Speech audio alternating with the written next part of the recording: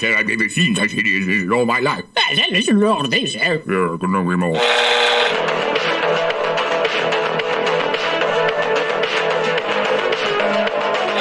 Like a furry torpedo to the jugular. This is Honey Badger Radio. Radio with bite.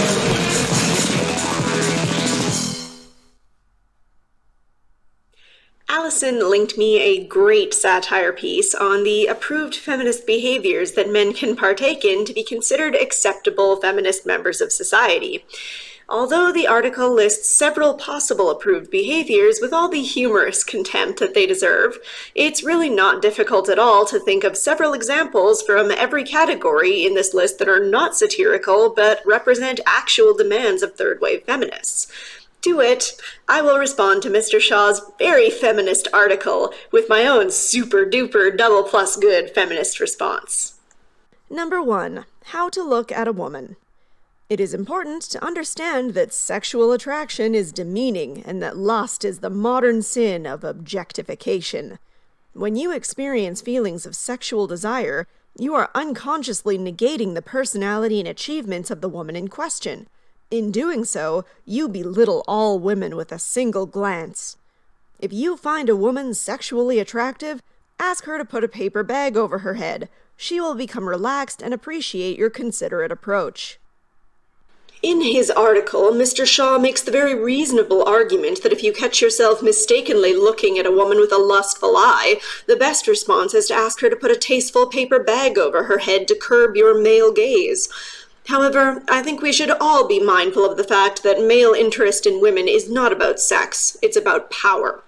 This being said, even if you asked a woman to cover her entire body with a paper bag, the patriarchy would still seek to assert their male control over the female form. Because the one here who is at fault is the man and never the woman. After all, it is he who is doing the looking, and she who is the one being looked upon. It is clearly on the onus of the man to avoid doing the gazing. Now, there are several ways that you might consider doing that. I advise that the best way to do this is not to turn immediately to permanent methods such as gouging your eyes out with hot pokers, though the feminist in me would certainly commend you on your noble efforts.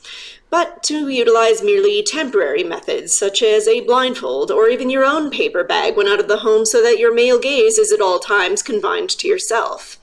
This way, when you are safely at home and your patriarchal vision is far away from any poor, unsuspecting women, you can still potentially use your sight to work in ways that will further assist the sisterhood, such as writing pre-approved feminist articles about how much you hate your gender and wish that the male species as a whole would just die out. Number 2. How to ask a woman out. We now understand that unwanted sexual advances, inappropriate flirting, and rejected attempts at seduction are forms of sexual abuse. A woman must give full and conscious consent to each stage of a liaison, so when you meet a woman for the first time, start by discussing the possible outcomes of the relationship. Although it can be difficult to explore every scenario before the relationship has actually started, guarding against potential abuse is essential. Pre-approved consent is the best guard against the dangers of spontaneity. Whoa, friendo. Hold up there, partner. Slow your roll, Joel. It looks like you might be thinking of asking a woman out. I'm sorry there, Mr. Shaw, but if you're thinking of asking a woman out, even with full consensual knowledge, you're already taking a step too far. After all, how is she even going to fully consent to your approach if you approach without gaining her full consent? You see, this is just never going to work. Your best choice is to just wait for her to approach you. If you worry that this might make it more difficult to attract a mate, fear not, for there are always ways that you could signal your positive intentions. My personal favorite is to go set up your Mac laptop at your nearest organic tea bar wearing your favorite "This is what a feminist looks like" t-shirt. Remembering that helpful blindfold that I mentioned before will prevent the need to avert your eyes whenever a woman enters the store. If this fails, you could always go demonstrate at your nearest abortion clinic holding signs saying how much you respect women's personal choices. Number 3. How to have sex. Sex is an important time to show your female partner that she is valued.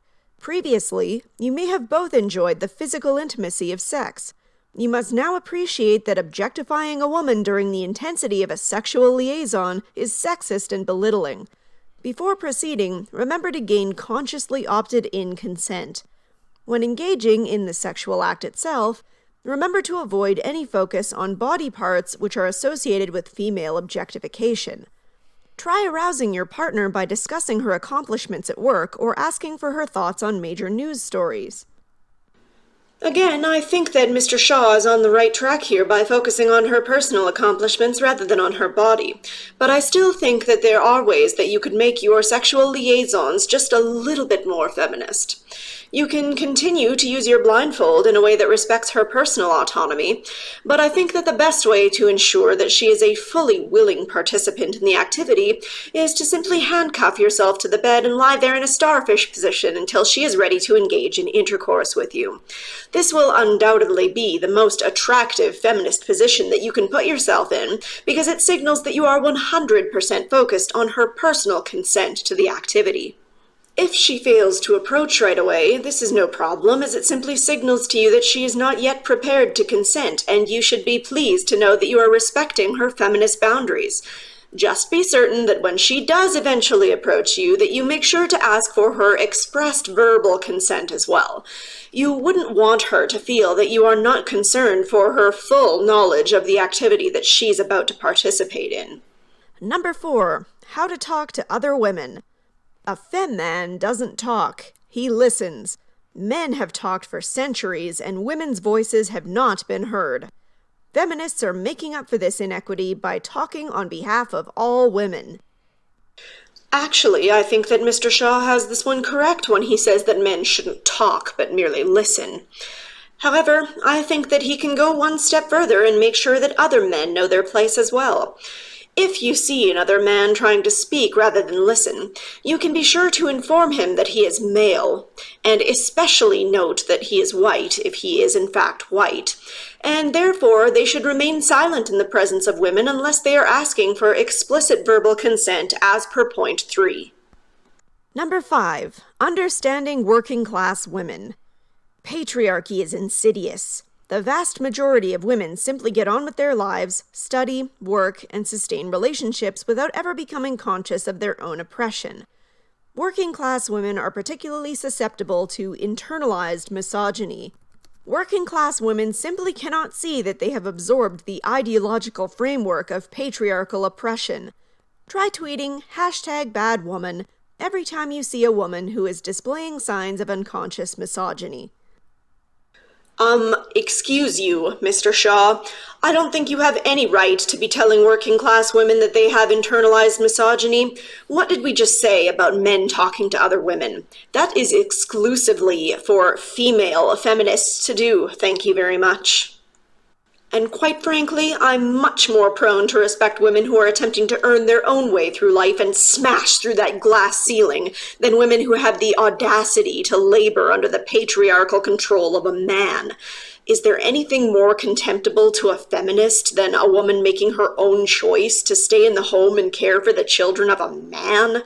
Though I hesitate to call it her choice, as she's obviously so poisoned by patriarchy that the internalized misogyny is practically strangling her. Clearly, you have some serious work to do if you want to become an actual feminist, sir. Number 6. Support radical action for equity. Women are underrepresented in many levels of society. They may be playing a greater role in politics, business, and trade unions, but bastions of male overrepresentation remain. You should demand equity at all levels and call for radical action. Job swaps would rapidly create equity between the sexes. You could propose that bin men swap with primary school teachers, building workers with nurses, and car thieves with social workers. Psh, adorable. Thinking that women would deign to seek equal representation in those meager jobs that are reserved for the dregs of society. I mean, come on now. We can't expect women to rise up and claim their rightful place in the top of civilization while handling garbage bins in back alleyways, now can we? Now, women are well on their way to genuine equality now that they are 60% of university attendees and graduates. Let's continue this trend in the upper echelons and leave the demeaning dirty work in the hands of men where it belongs, shall we? Number 7. Laugh. Feminists are funny. It is a sexist myth that feminists do not have a sense of humor. Simply reading the tweets of many feminists shows that they are, in fact, extremely funny. We should not confuse heightened moralistic outrage with a humorless approach. Feminists love jokes. For example, question, what is the quickest way to a man's heart? Answer, through his chest with a knife. Indeed, as a strong feminist myself, I think I have demonstrated that I am exceptionally hilarious. And although laughing at my jokes is not technically speaking in my presence, you're definitely pushing your luck. After all, my jokes are exclusively for other women, and I couldn't care less about your male approval of my humor. After all, accepting your approval in this regard would only further confine me to a patriarchal standard of comedy, and this is unacceptable. All right. I think that this is enough Inception satire for one day. Today on Men's Mental Health, we'll be talking about the often very real demands that many feminists put forth in order for you to be considered an acceptable male feminist in today's society, if they even grant that you can be called a feminist at all. Quite naturally, we'll point out the futility of these behaviors and suggest some alternative courses that will help you to maintain your dignity and self-confidence in a world that is increasingly telling you how toxic you are for standing your ground. Let's get right to it. Hello everyone. Thank you for coming in to listen to another episode of Men's Mental Health. After that little artificial screed of mine, I'm your host, the most pleasant ghost, the Prim Reaper. Here with me today, I have the one true supreme leader, Allison Tiemann, and the ever so lovely and intelligent Anna Cherry to point out several of the flaws in a very real WikiHow article that tells you all about how you can be a proper feminist as a man. We will probably not be able to get through the entire list in one video, as they have a very extensive list of behaviors that they want you to adhere to. But we'll get through part of them today and tell you why each one is full of it, have a few laughs, and make some suggestions on what you can do instead to remain true to yourself. This first one starts off exactly where you think it would, the definition of feminism. Because we haven't beaten that dead horse into enough of a pulp yet, have we? But wait just a minute, because before you go ahead and brace yourself for the LOL feminism means equality argument, you might be pleasantly surprised to note that they come out and initially say here that feminism is a movement by women for women. Men can act as allies to women and work with women to demonstrate their support of the movement, but they are not a dominant force in the movement. So, I think that's a really interesting thing to lead off with in an article talking about how to be a feminist as a man. What do you guys think? Well, at least they're honest about the definition of feminism. It's in the name. Why do we have racism and sexism, and yet somehow feminism is about equality instead of about females? That doesn't make sense. That's not how the words work. Yeah, no kidding. Okay. If you want to be a male feminist, perhaps this list would apply to you. Just know. If you're a man who's saying, I have something missing in my life, a grinding insecurity and a need to constantly self-doubt and judge every action that I could possibly take. This is something that I need. Perhaps you're, in withdrawal from extreme Catholicism or something, and you just need that injection of guilt every day. Perhaps, if you're interested in becoming a male feminist, this list is relevant to you. But, I just want to say that there is an alternative, which is not becoming a male feminist. You Yes. don't have to become a male feminist to get female approval. And also, if you become a male feminist, as we will see as we go through this list, it's unlikely you will get female approval. You might get the slim hope that if you adhere to all of these behaviors, at the end of the day, you might get a little bit of, no, it'll just have an additional, just tack on some more behaviors. Although I will give the list props. It's actually defining something that men can do rather than simply giving these vague and nebulous ideas like smashing the patriarchy. Well, what how does one smash a patriarchy? What tools does one use to smash a patriarchy? How does one identify a patriarchy to be smashed? And toxic masculinity, how does one detoxify from masculinity? Does it involve crystals? Does it involve Himalayan sea salt? Do you need to do some chelation, perhaps? And how does one check one's privilege? Does it involve getting a receipt? Does it involve finding the people who man the, or sorry, excuse me, man, I'm already displaying my internalized misogyny. I know, geez. Who person the privilege check area, and how much of a tip do you have to give them when you do indeed check your privilege? But anyway, let's Maybe about 2 inches. just the tip. But anyway, that kind of brings me on to the next point, actually, because moving on to their point 2, they talk about being aware of the role of patriarchy in our society. A big part of being a feminist is understanding that as individuals, we live in a patriarchal society. This means that society is based on a system of customs and rules that are created by heterosexual men for heterosexual men. As a result of the patriarchal system, individuals who are not heterosexual men, including women, are discriminated against or are not given fair treatment.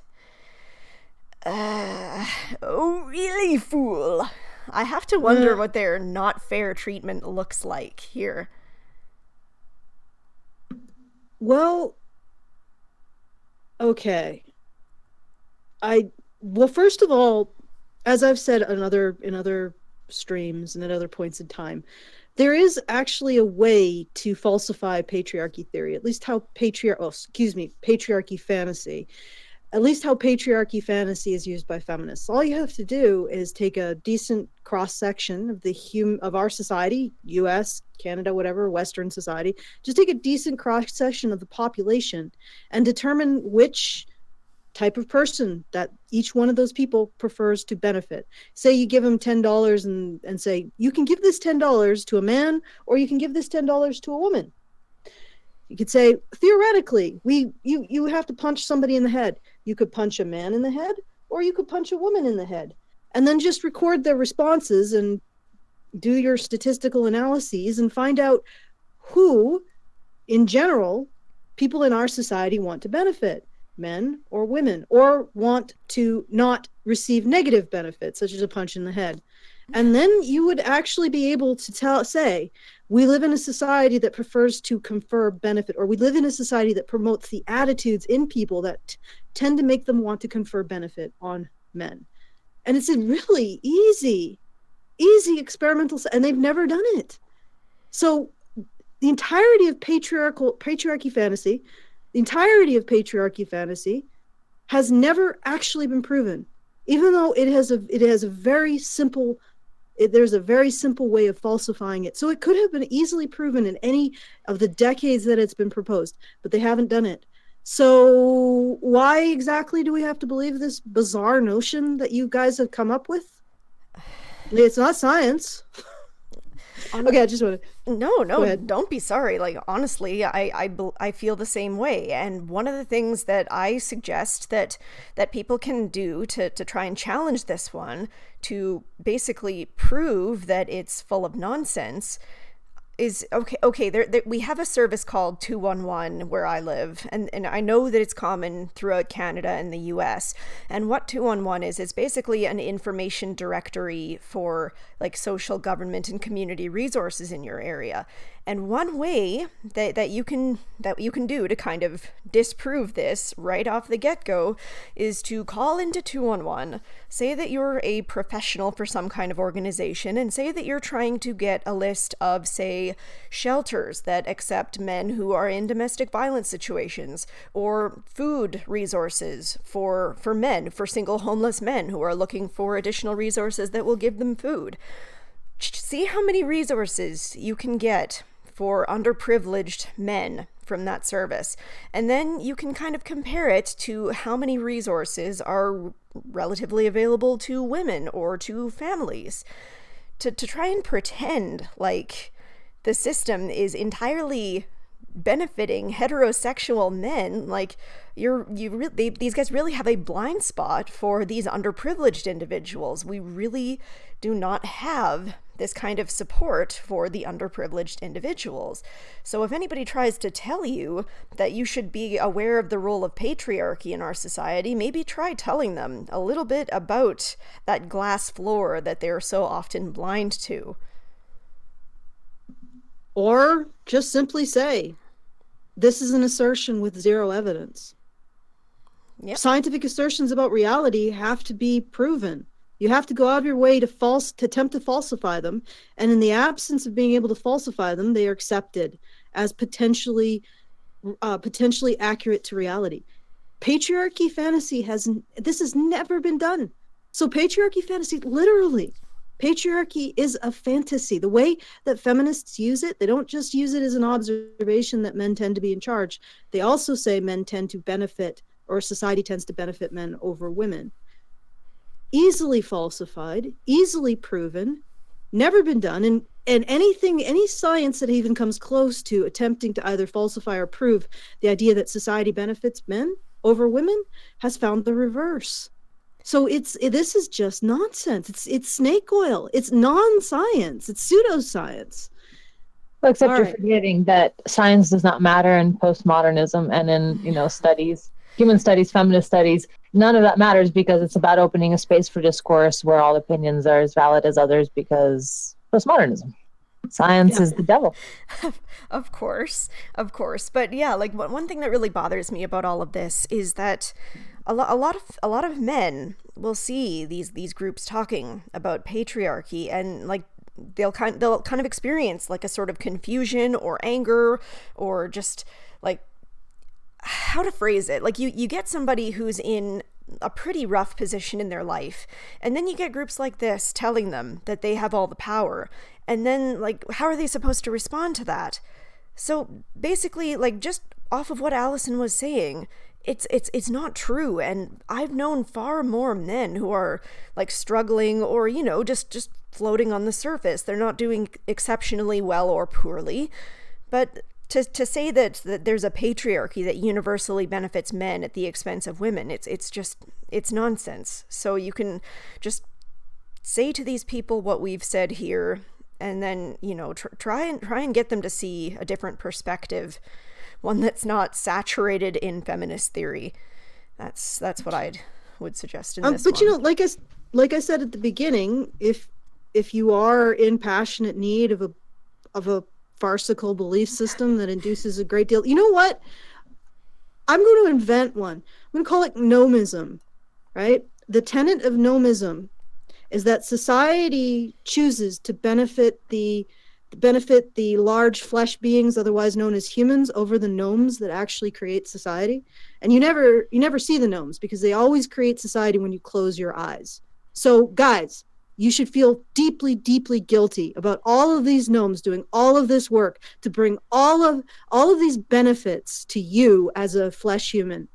And every day you should give me about $6,000 each, and I will pray to the gnome god for you so that he won't smite you, or she won't smite you. Of course. Like, this is as scientific as patriarchy. This really, I mean, if you really, really need to feel guilty, totally, guys, gnomism is where it's at. And it's totally as valid as feminism. Okay, I'm being facetious, so I will shuffle off. That's what this video has been good for so far, is that kind of humor. So we will go ahead and move on to the next one. Read feminist blogs and websites. I always love how they use the word educate. Educate yourself. Very little, if any, of what feminists write about, especially in blogs and websites, is representative of objective facts. What they mean here, in this context, is indoctrinate, not educate. You can tell this by the way that they say Seek out websites and blogs that address current news and issues from a feminist perspective. If you want to know what someone is saying is full of baloney, then replace the word feminist with MRA and say it right back to them and see if they react negatively to it.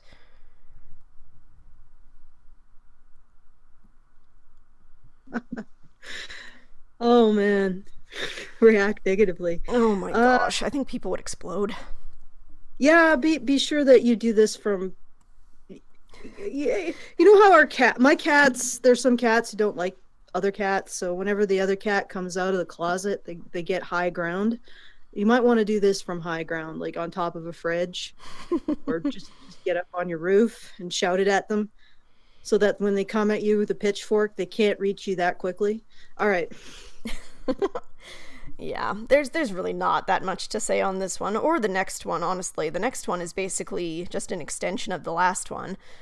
Subscribe to feminist publications, which is basically pay us for being feminist. But I really love the examples of the feminist literature they give here. Bitch Magazine and Bust Magazine. Now, if this isn't like porno mags, I'm gonna be awfully disappointed. But the jokes, they are not. I know, and jokes aside, like clearly you're dealing with some high class content here, fellas. Bet you can't wait to indoctrinate yourself on this. Yeah, this is actually, speaking of giving us money. That's a lovely segue. I have started a fundraiser to actually get Prim some additional equipment to improve her setup. And you can find it at www.feedthebadger.com. I'm just testing the waters to see how interested you guys might be in seeing more additional content from Prim on this channel, like what we're listening to right now. And I'll leave it at that. And we've got a super chat. Yeah, we do. All right. It's from Field O Bears, who gives us $5. Thank you very much. If society benefits men over women universally, why are there incels? And that's a really great question. I mean, we have been talking about this topic for a little while, and it really doesn't... Because patriarchy hurts men too! Oh my gosh. Don't you get it? There you go. There's your answer. But, like, in all jokes aside, though, like, they have a blind spot to this. They don't see these men who are in suffering positions. They just kind of tend to gloss over it. They look at the top floor of these businesses downtown, and they're like, okay, well, these are all men. But then they fail to see that there are, like, anything from 10 to 15 men downtown at any given time trying to solicit change from people. I think they just rationalize it as their fault somehow. I mean, that man soliciting change, I mean, he's obviously a drunk, or a deadbeat dad, or in some a druggie, or in some form or fashion. Obviously patriarchy hurts men too, because they favor men over women, and so patriarchy is like evil undoes itself, right? It fucked itself into a corner because it produced too many men, and now men are suffering, and it's all patriarchy. It's all men's fault. It's like that classic experiment, the social experiment, where you have a couple fighting out in public on the street, and the woman hits the man. And, well, of course, first, let's say the man hits a woman, and, everybody rushes to her aid. There's multiple men defending her honor right there on the spot. It's a huge deal. The guy's practically carted off to a police jail at that, within the next 10 minutes. However, on the other hand, whenever you see, and this is literal footage, you could see a woman abusing or hitting a man after a fight, people, of course, initially ask, what did he do wrong? Like, what did he do to deserve it? And they laugh. And then some particular sneaky hyena-like assholes will sneak in and also punch the guy while she's slapping him. They'll also add a slap on top. So, humans have a way of rationalizing bad things happening to men as either their fault or just how things gotta be. And I mean, yeah, for so long we've had men who died in war, men who took on heavy jobs, and there was heavy loss of men throughout time. So yeah, of course we'd find ways to rationalize their suffering. So it's not particularly glamorous or good human trait. I think it's an instinct, kind of like that instinct that some people have more than others, where you see someone who's sick. or whatnot, and you want to just get away from them as far as possible. It's like an animal instinct of getting away from things that are hurting and that may pass on their mental disease or just physical disease. And same with men who are in pain. It is partially that instinct and partially our rationalization of the fact that men have always bared the brunt of reality, and they've always been the ones to lift a heavy burden.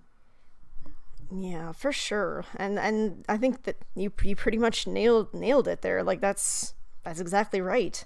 Unfortunately, men have kind of always been in this sort of position where they're seen as like disposable, or they get to do the heavy jobs and often thankless jobs. And you really don't see a lot of feminists lining up for these jobs in the name of equality. So I don't know, it's not great.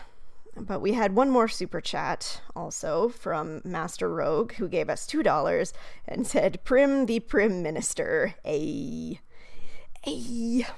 maybe not. Let's not be too ambitious here. But then let's get on to the next one here. They kind of separate it into 3 parts here. So this next one is having supportive discussions with feminists. So yeah, lovely. We start off with this image, which you kind of just know what you're getting into right away. Number 1, acknowledge your male privilege. I just love this coming up here. Male privilege is the result of the patriarchal system we live in, where men are given more power and privilege than women. Citation needed. It's pretty much perfect. And there never will be found. Yeah. It never will be found. There is no... They actually do not have proof of this. When men and women run for political office, there is no indication that women do not have any disadvantage relative to men running for political office. The problem is that most women do not do it. There's more men who are motivated to run for political office. And, everybody who feels like they are capable of political office should run for it. But there's no indication that men actually receive office. And then there's a little bit of indication that women actually have an advantage when they run for political office. And there's indication that when they achieve political office, that they have an advantage for lobbying for the jurisdictions that they represent. So it's a situation where this is not proven. What I have seen of the evidence suggests the opposite. It's men seeking power more often than women that is causing men to be granted power more often than women. It's not society deciding that men should have more power. So if you want to see more women in power, you have to ask yourself, why aren't women seeking it out? Could it be that they already have enough power, or feel that they have enough power that they want? Are they happy with their lives, or the necessary sacrifices of being in power aren't of interest to them? Or alternatively, maybe they are psyching themselves out of seeking out powerful positions by being told that they are victims of the election process by certain parties, or that they are victims of society by certain parties. So, there's no indication that society itself does anything but favor women as politicians and favor giving women power. And there's also all kinds of myths about how women empowered would do better than men. They would be more moral than men. There would be less war, less poverty, less of everything negative. So there's like I said, there's no indication, there's no evidence that society wants to give men more power. And once again, saying that men have privilege over women is an easy thing to find out. And it has never been, there should be a citation there, because this is a fairly easy premise to actually test.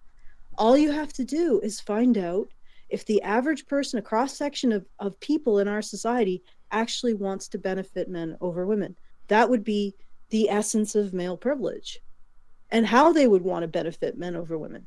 It's a very easy thing to test. All you have to do is ask people, do you want to benefit men over women? And they've never done it. And it actually, since it's so easy, and it would so utterly defeat any kind of opposition. Like, we would have no basis of opposition to you guys feminists. If you're a feminist listening to me now, we would have no basis to opposition if you had this kind of scientific proof. And yet you don't pursue it. You don't pursue silencing us. You could silence us with a single study. and yet you don't pursue it. Why not? Well, sorry, go ahead. I think it's because they're too busy pursuing studies about feminist water lilies. Doesn't prove anything. But it's like that would have to silence, because if they could actually show scientific proof that our society prefers to benefit men over women, then we would have to contend with that. We'd have to accept it because it's scientific fact, and we would have to reconsider what we're saying. But they, as long as the science was sound, the methodology was sound, but they never do that. Well, they never put a citation there. They never pursue that science. Okay. Yeah, and I really think that also, like, we wouldn't have so many men now who are feeling disenfranchised, who are feeling hurt, who are feeling like they don't have any resources in society, who are committing suicide at rates far, far greater than most women. And we wouldn't have that if men were truly so much better off, had so much more power over women.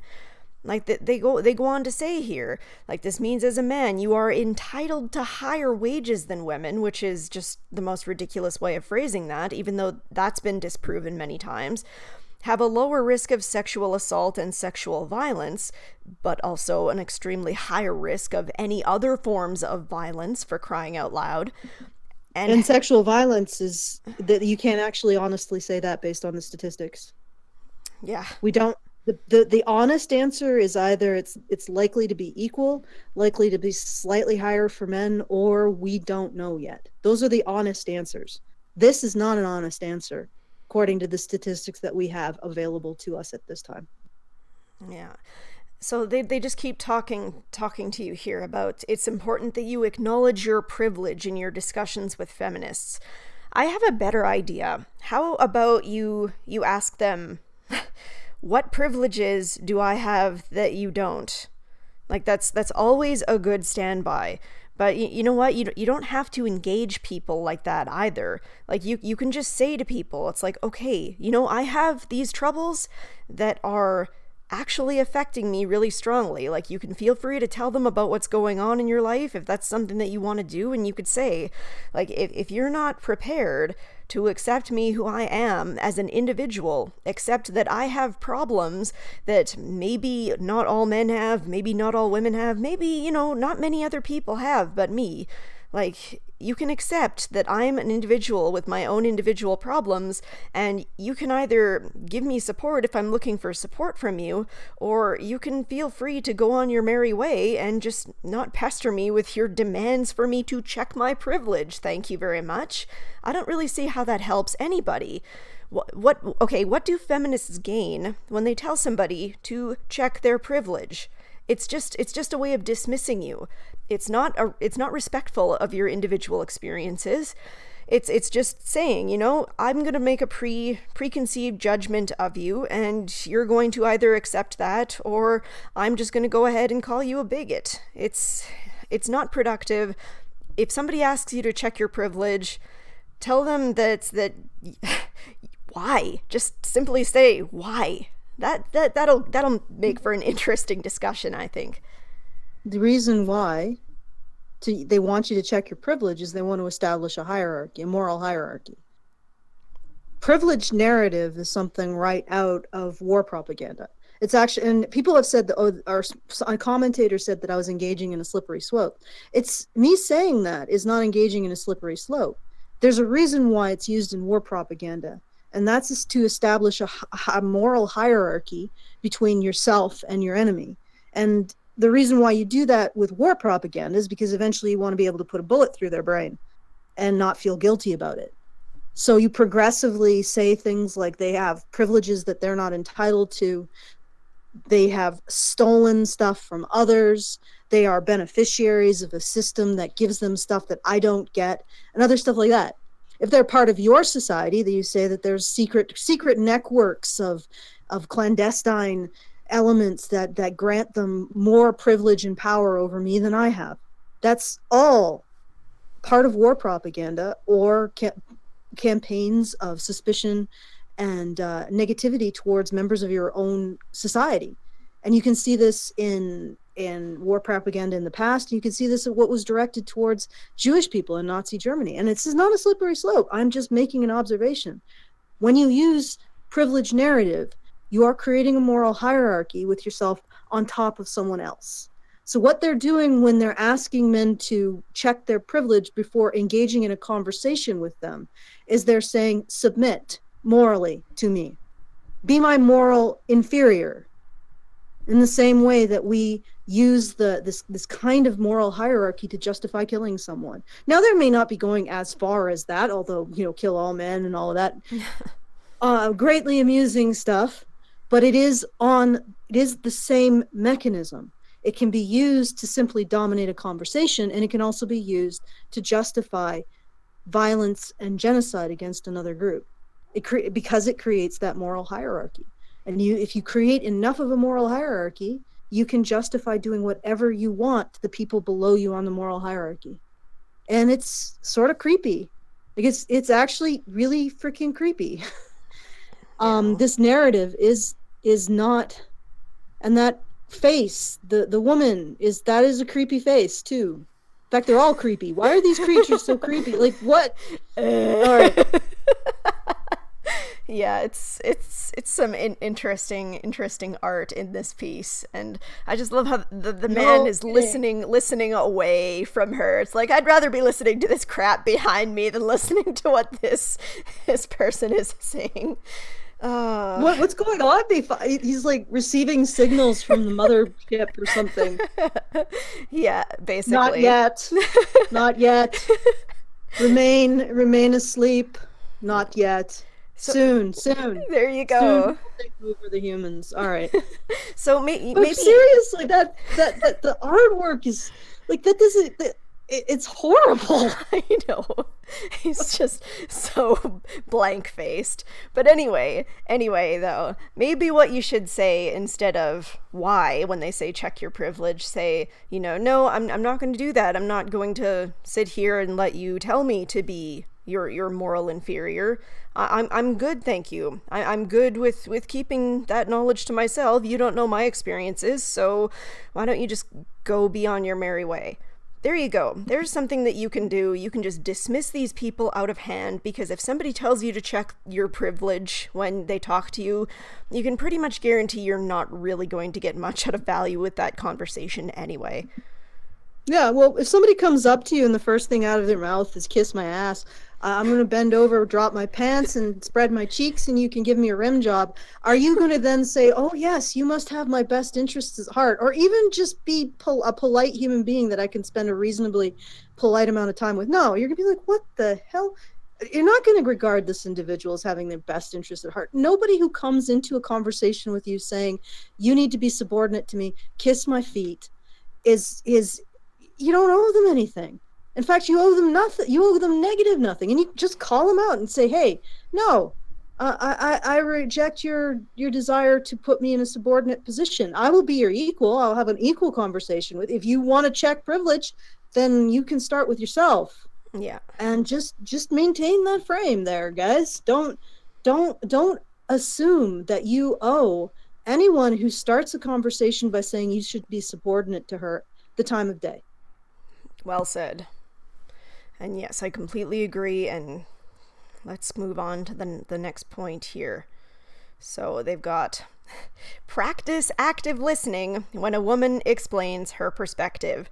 As a male feminist, it is important that you focus on active listening to women when they speak. You see what I mean? I told you guys in the intro video, this is a legitimate thing that they want you to do. That might have been sarcasm, but hey, just imagine me as a fake feminist saying this to you. And yeah, I told you so. This is something that they tell you to do. They don't want you to say anything. They just want you to give up your rights to speak so that feminists can speak over you. So, go ahead, Allison. Practice active listening. Sure, practice it if somebody is going to practice it with you. Wow, Anna's been really quiet. She practicing active listening? I am actually, yes. There you go. All right. But yeah, so like they say practice active listening to women when they speak. It's like, you know what? if you want to listen actively to somebody, that's great. But listen actively to anybody. Don't just focus on women. Like, everybody has a fair right to be heard if they're being reasonable, and if they're being reasonable to you. It's not something that we should just give to women, like, de facto, without considering what it is they're saying or their position in relation to you. You don't have to put yourself in that subordinate position again.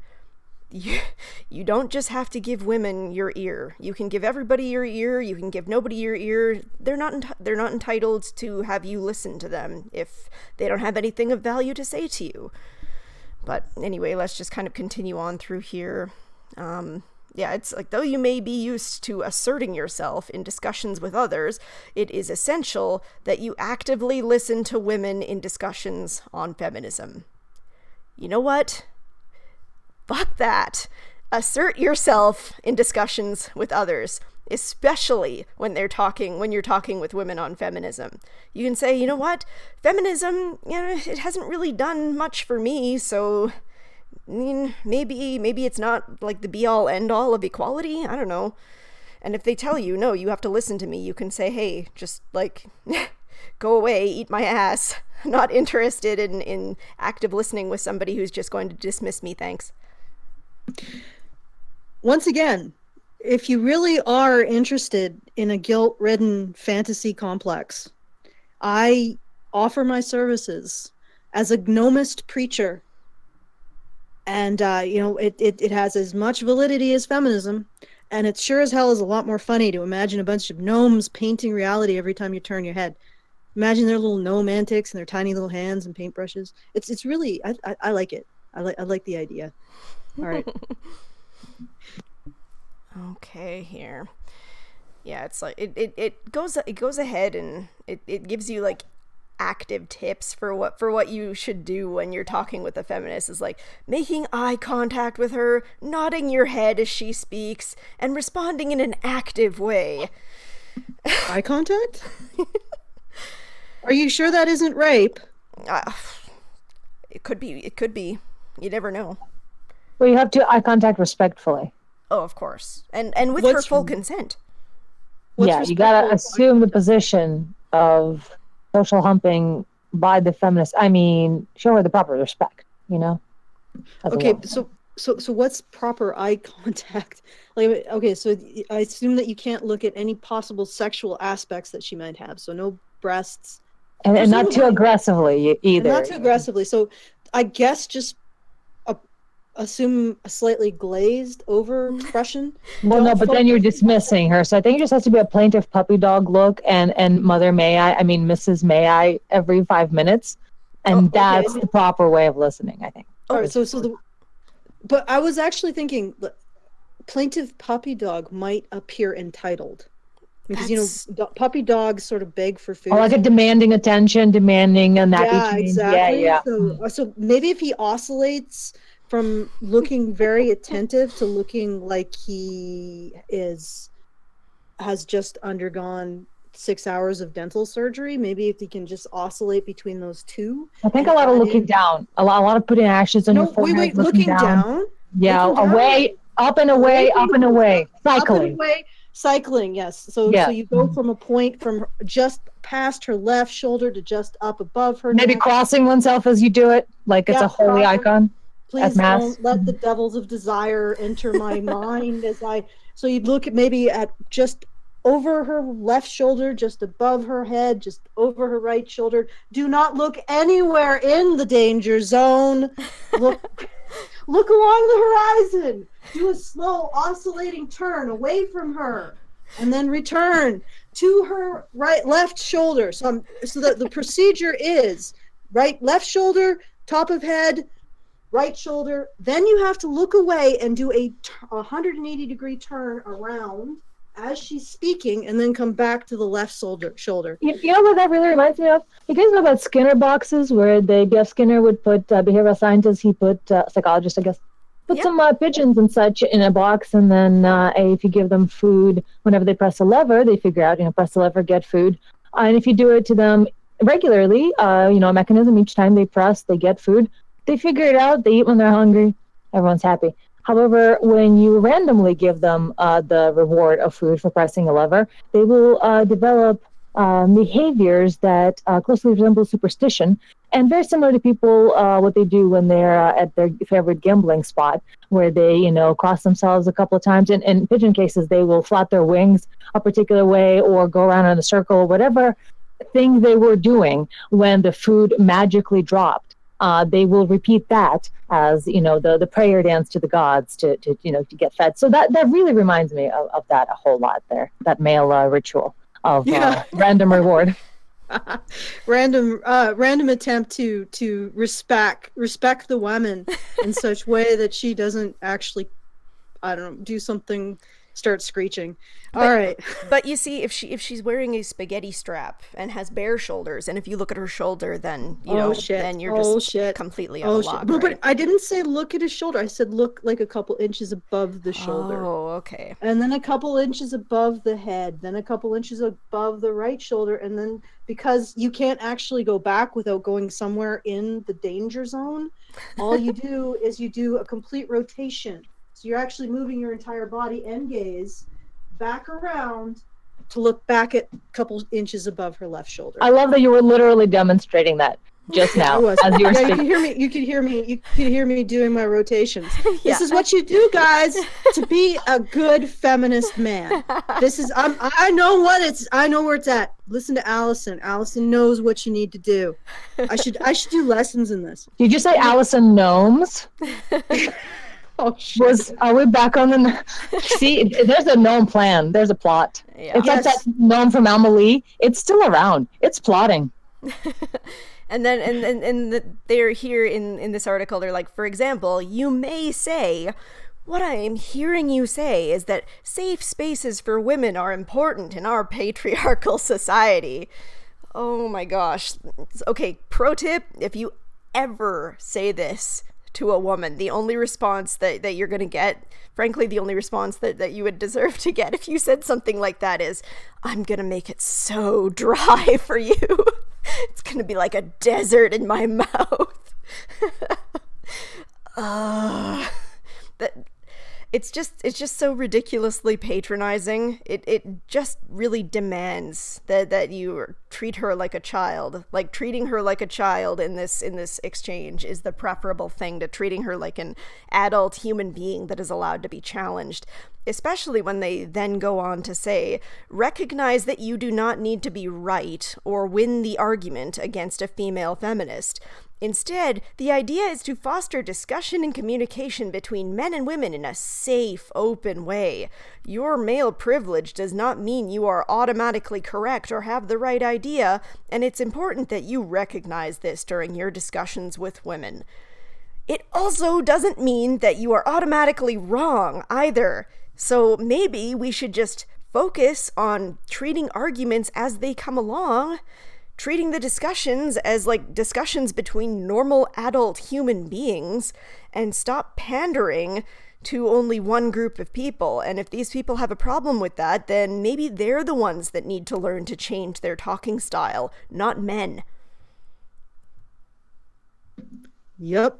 Well, I mean, if they did all that research that I suggested, then their worldview would, first of all, it would probably not actually hold up to that kind of research, the kind of research rigor.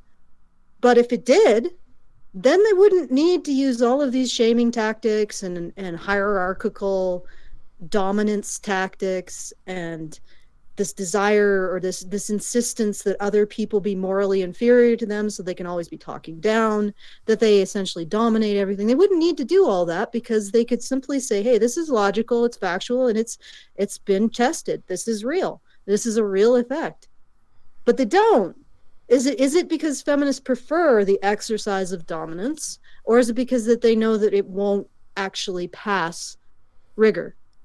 Or is it because they don't even think that it needs to, which is in and of itself an exercise in dominance? It's actually incredible that in our patriarchal society, science that proves patriarchy is evil, pseudoscience that proves patriarchy is evil, isn't even held to the same standard as regular science.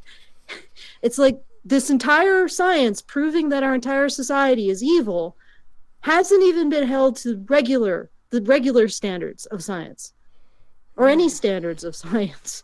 I mean, if we did live in a patriarchy, why doesn't the patriarchy point out that all of this is nonsense? Like, they could have silenced it instantly. Okay. Yeah, well, I mean, you're exactly right. Instead, it seems to be infesting everything it possibly can, and I keep wondering to myself, how long are we going to have to suffer through this? How long is this going to go on before people are allowed to start standing up and defending ourselves, defending our views, saying this stuff is nonsense? Like, for example, in one of my textbooks in my recent class, some of you might have seen my video on feminist therapy and how freaking terrifying it was. Like, they literally said at one point that they want to, I don't remember the exact wording, but it was something about replacing the idea of pathology with a feminist consciousness. And it's like, are you kidding me? Do you not realize how terrifying that sounds? But then again, in this most recent textbook, they also said we should view all counseling models through a feminist lens. And it's like, no, we do not need to inject your ideology into absolutely everything that we do.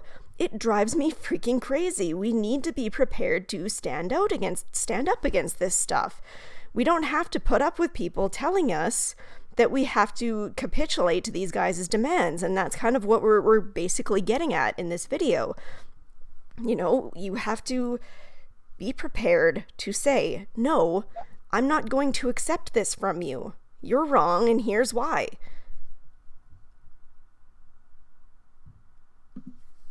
All right, should we go on to the next one? Yeah, but first there were a couple of super chats that came in that I want to read here. The first one is from Devin Kofer, who gave us $50, and thank you very, very much for that. He said, the tipping point for me was reading a Guardian article titled, War Disproportionately Affects Women. Have you all read the smear pieces on Jordan Peterson lately? Thank you all so much for what you do. You have seriously helped me. Much love. Thank you very much for that, and I'm glad that we've been able to help, and that's kind of what we're trying to do in all of this. That's the idea, yeah. Yeah, for sure.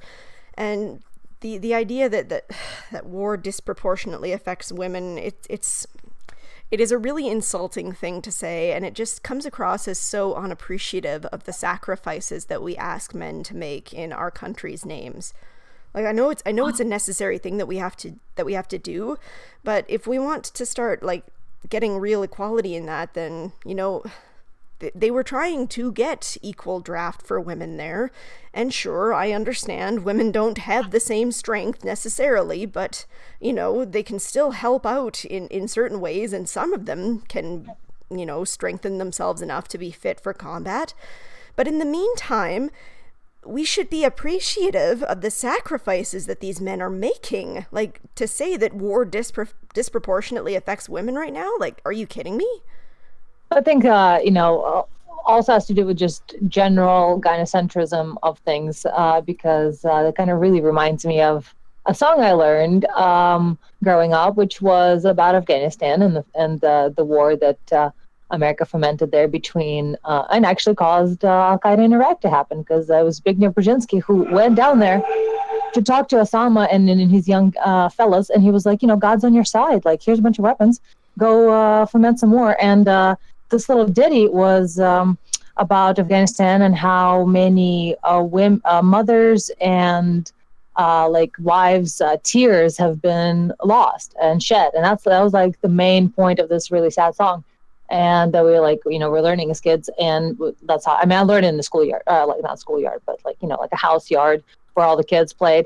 And it just points to this idea. It really underscores that war is always fought in the name of women and children. And it's always sort of the go-to, arrow to the heart, it'll soften any person who are like, oh, well, women and children are in danger. Well, shit, we got to do something. You know, it's like, it's the biggest sort of motivator. And therefore, the easy thing to empathize with. The instant, empathy sort of gets turned on when you think about a crying woman or imagine it.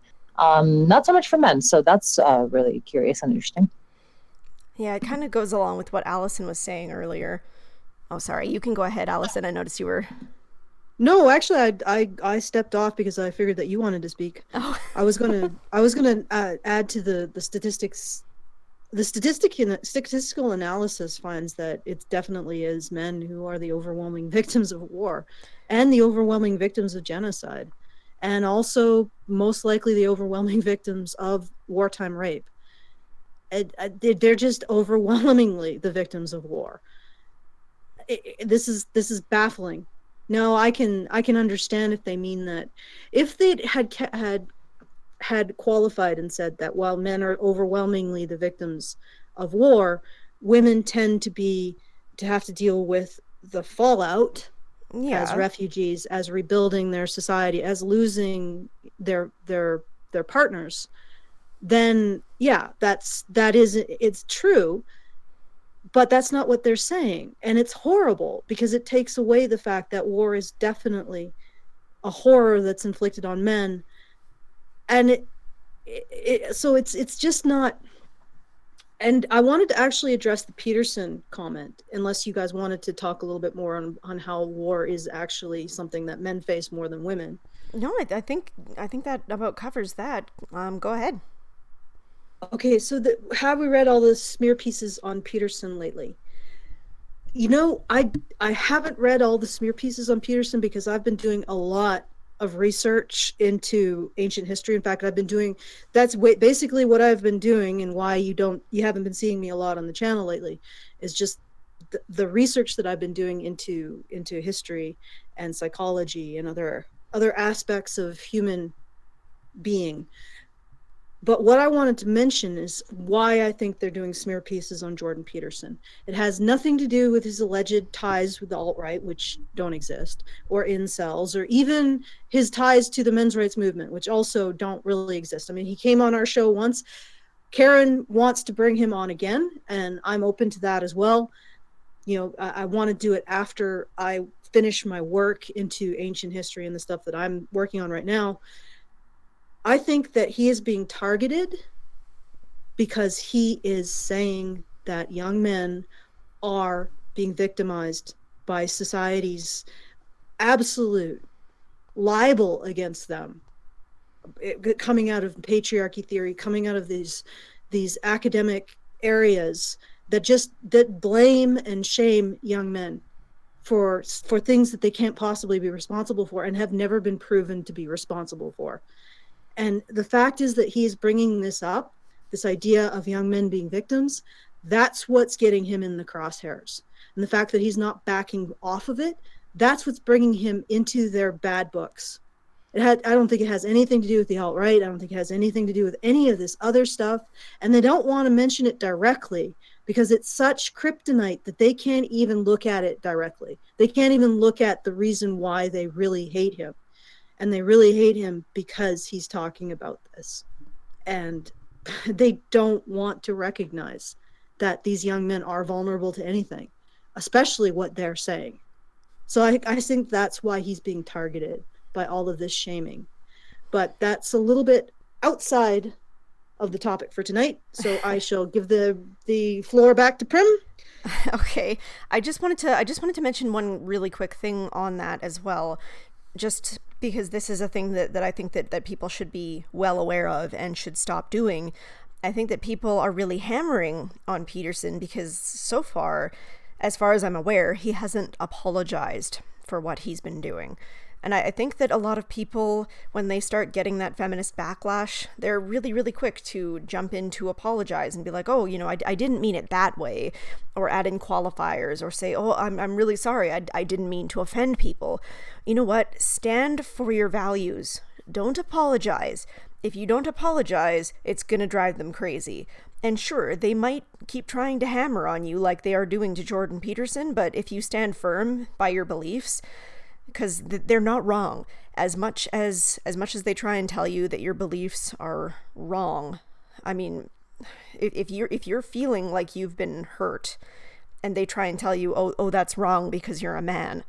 It's not wrong to feel that way. And you're free to tell them, I'm not going to apologize because I have felt wronged by this society, and I'd like to work to fix it.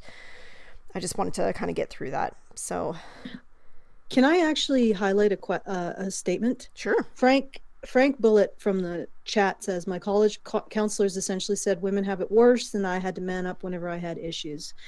I'm not surprised, because to be honest, even if feminists actually want to help men and recognize their vulnerabilities, they certainly don't want to do it more than they want to assert their beliefs about society, about them having no issues or vulnerabilities.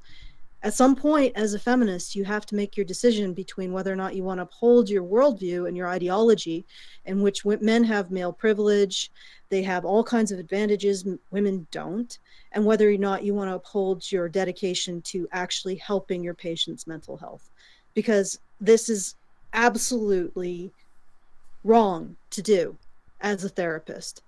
It's wrong to tell your clients that they benefit from a system, especially one that hasn't been proven. This is bad science. I mean, I could be a therapist with a patient saying to the patient, you benefit from a system of nomism, a system in which the invisible gnomes that paint our society every time we close our eyes have chosen you to paint a positive society for. You benefit from nomism. It's as proven. Feminism is as proven as this made-up thing that called nomism. Now, what would you think of me as a therapist doing that to my patient and telling him or her in a state of vulnerability that this made-up nonsense privileges them, and therefore they have to check their privilege? Or alternatively, that this might even be worse. What if I had a patient in a vulnerable position and I told them that the gnomes are after them? This gnomist conspiracy that is targeting them, that they have no control over. But if they believe in what I believe in, maybe they'll be able to somehow purge themselves of internalized nomism. But it would be utterly bankrupt. But that's what we're doing right now. That's what feminist therapists are doing.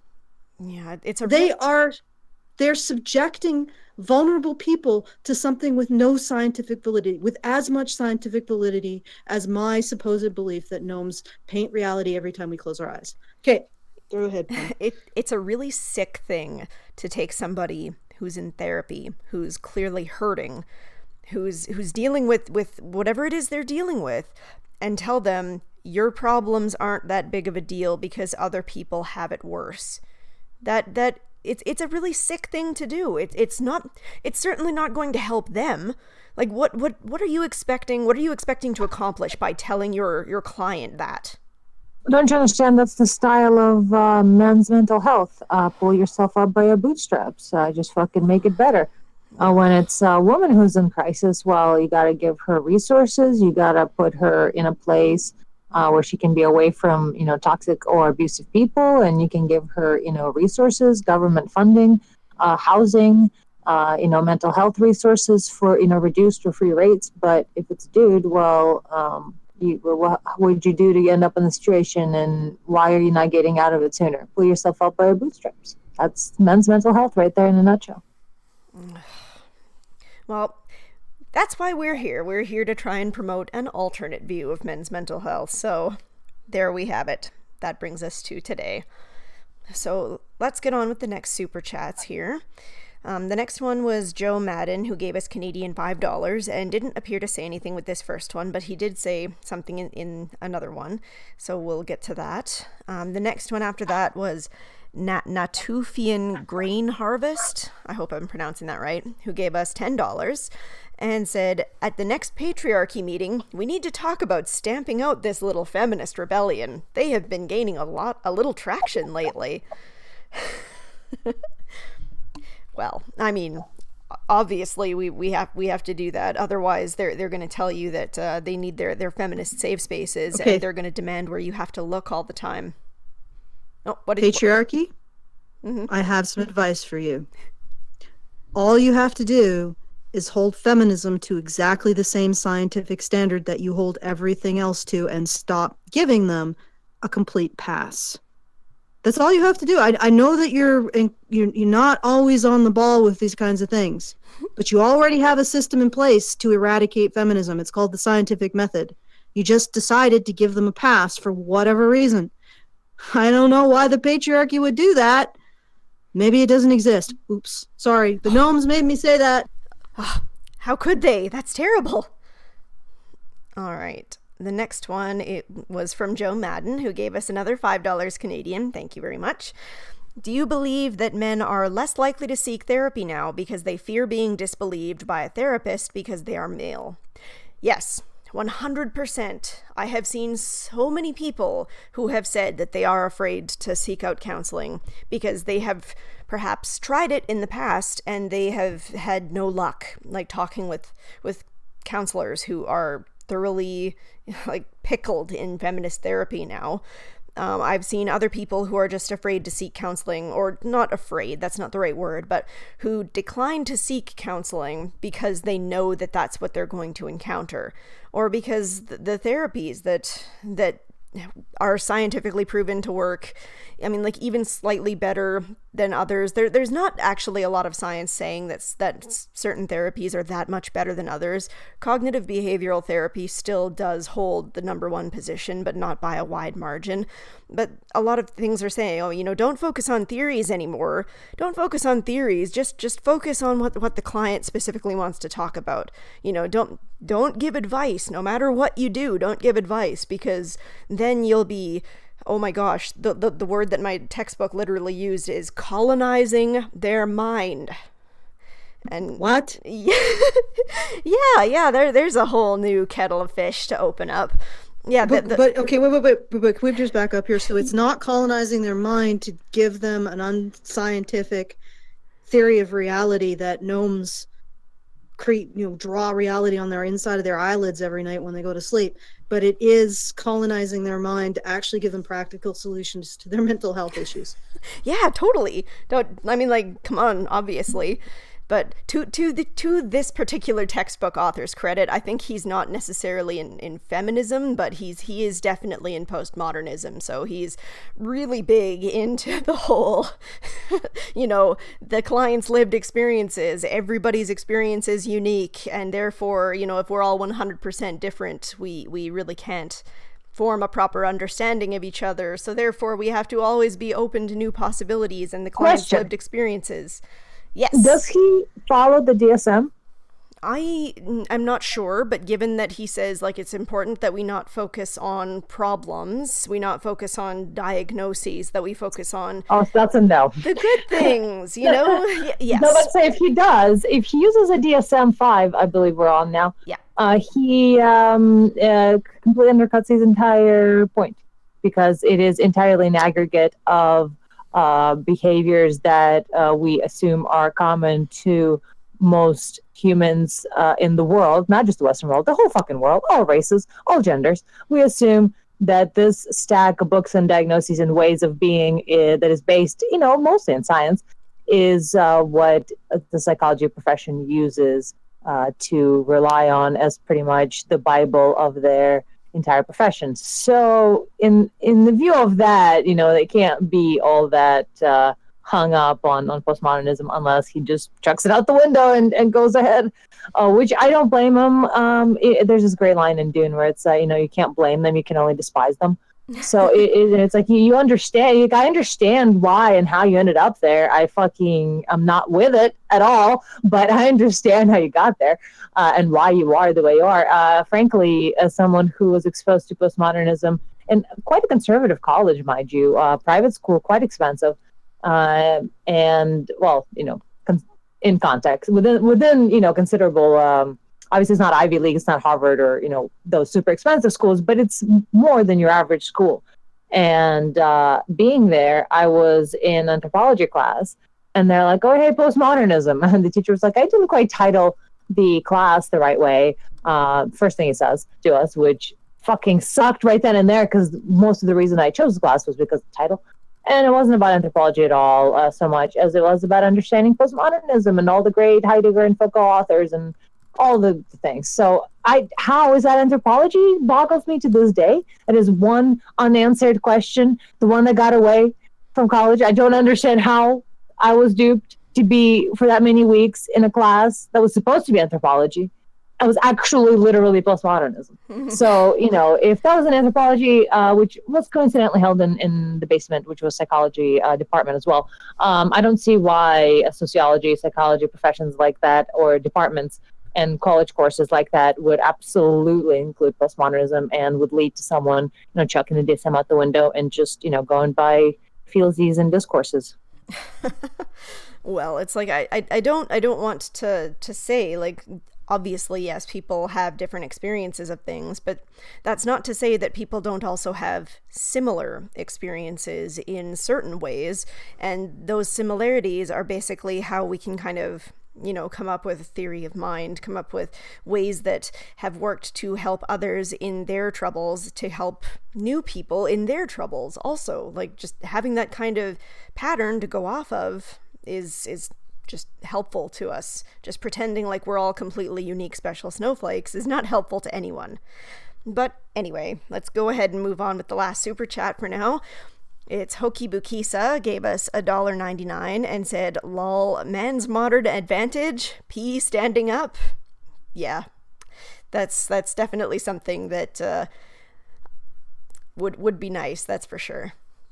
But I think that's all that we're going to get through this list for now, because we've got quite a lot to get through here. But I just want to leave it on this picture just for the awesomeness of it. He's so happy. He has a feminist tattoo on his face. That's really going to help him get the ladies. But yeah, there was something that I had wanted to end off this video with. Well, wait a second. Don't you get face tattoos in prison? I mean, does that mean he's somebody's bitch? Does that mean he's feminism is bitch? I think that's what that means. Oh, there's no question that he's feminism's bitch. But yeah, in HBR Talk, we've been talking a little bit for the last couple of weeks about, I guess it's been a couple of weeks since then, but for the last little while, we've been talking a little about HBR's history. And I wanted to take the end of this video to kind of talk a little bit about my own history with HBR, just to kind of give you guys a little bit of context on my experiences and why I talk about the things that I do here. So I first met Allison, Karen, and the rest of the Badgers in the 15th floor hallway of Alberta Provincial Court. I got there 1 hour early because I'm crazy and I was eager as all hell to meet them in person. So I was sitting in a cushy square chair outside of the courtroom, and then I saw Allison walking down the hallway with Harry and her husband Jonathan, and my eyes honestly widened to twice their size.